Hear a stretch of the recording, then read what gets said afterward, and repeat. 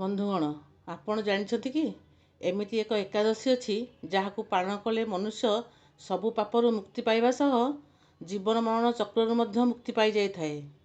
ହଁ ଆଜ୍ଞା, ସେହି ପୁଣ୍ୟ ଦିନଟି ହେଉଛି ଜୟା ଏକାଦଶୀ। ଏହାକୁ ଭୈମୀ ଏକାଦଶୀ ମଧ୍ୟ କୁହାଯାଏ।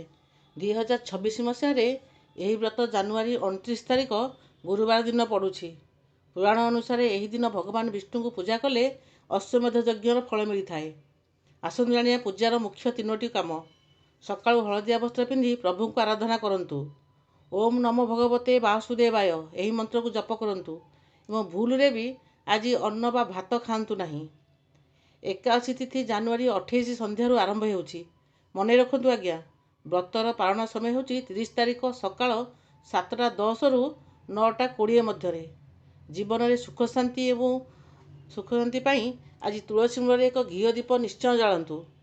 ଏମିତି ଅଧିକ ଧାର୍ମିକ ସୂଚନା ପାଇଁ ଆମ ଚ୍ୟାନେଲକୁ ଏବେ ହିଁ ସବସ୍କ୍ରାଇବ୍ କରନ୍ତୁ। ଜୟ ଜଗନ୍ନାଥ।